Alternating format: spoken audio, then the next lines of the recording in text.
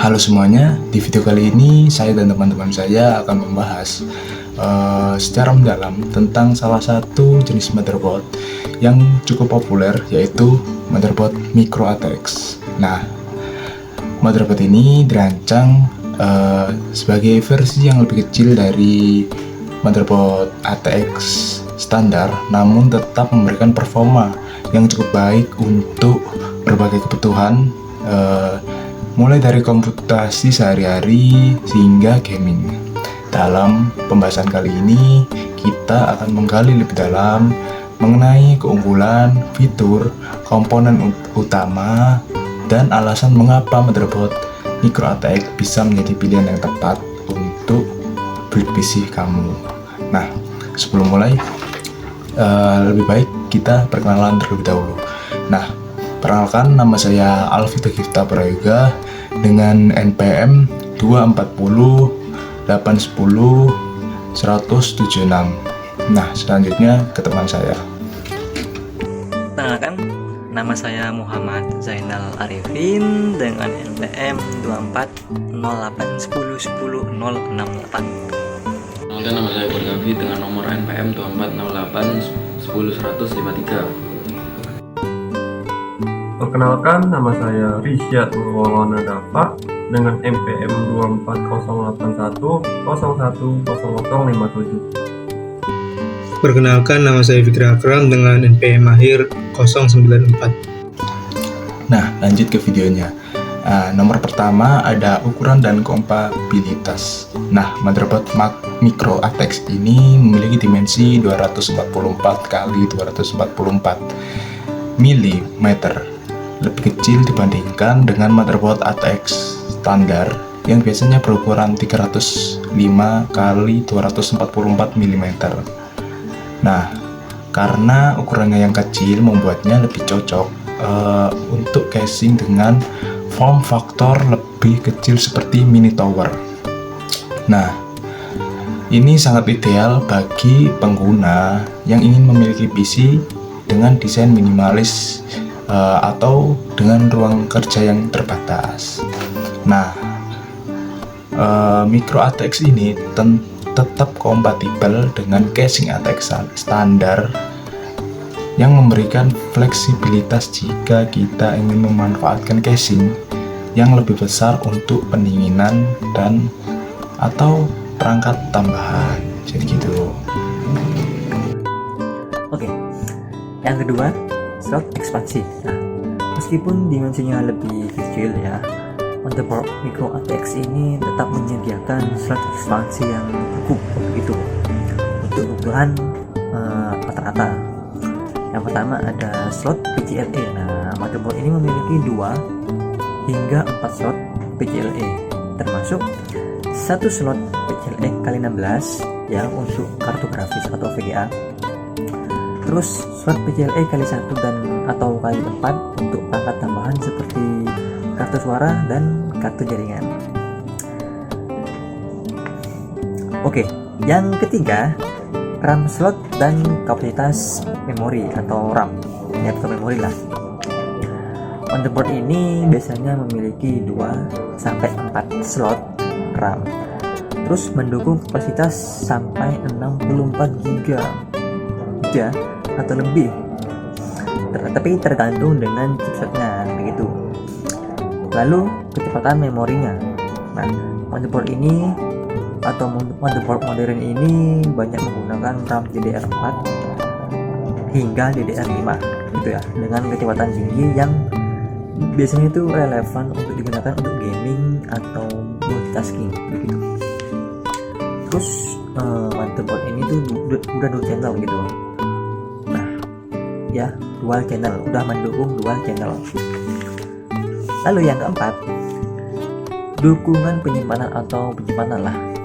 Nah, motherboard micro ATX menawarkan opsi penyimpanan yang cukup fleksibel, seperti udah ada port SATA 3. Nah, biasanya ini digunakan untuk HDD dan SSD yang tradisional gitu. Nah, terus biasanya ini tersedia untuk 4 sampai 6 port.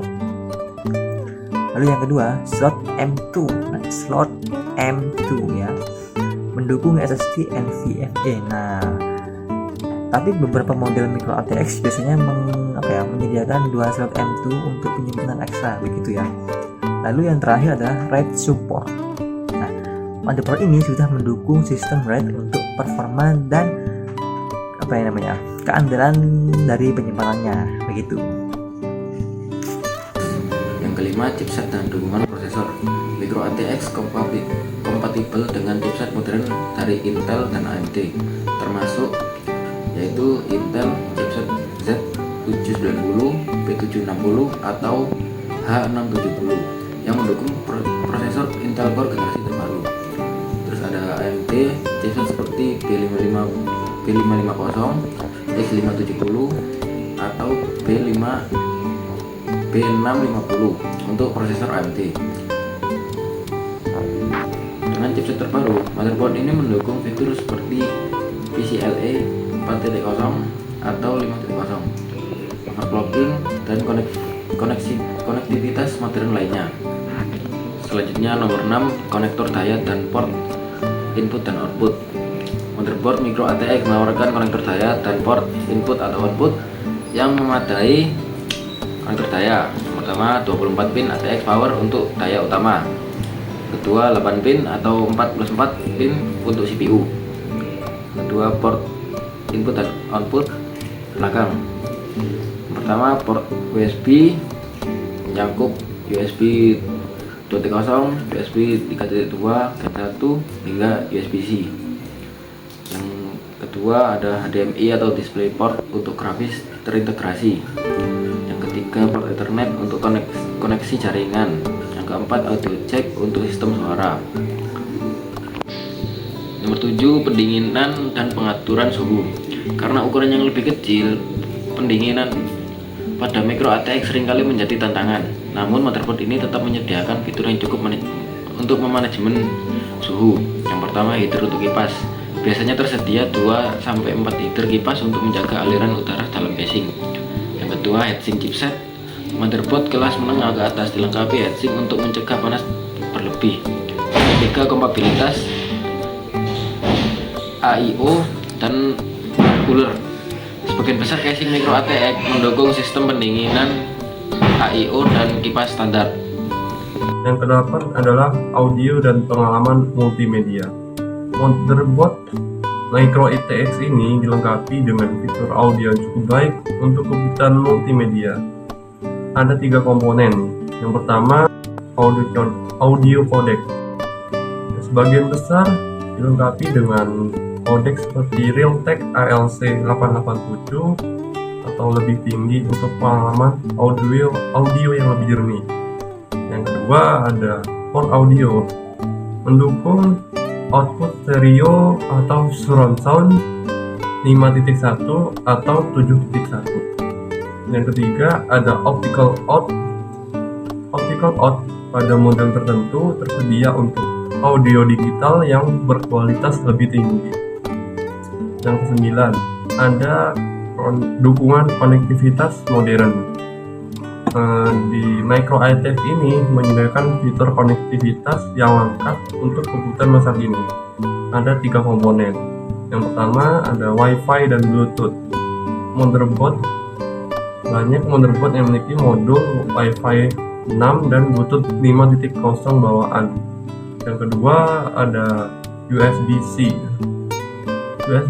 Port USB-C mulai jadi standar pada motherboard kelas menengah atas. Yang ketiga ada Ethernet.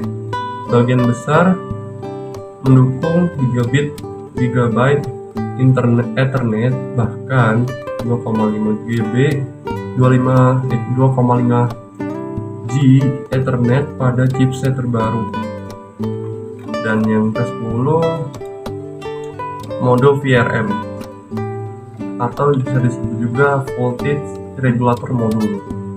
Modul VRM adalah salah satu komponen penting pada motherboard micro ATX yang berfungsi untuk menyediakan daya yang lebih stabil ke prosesor.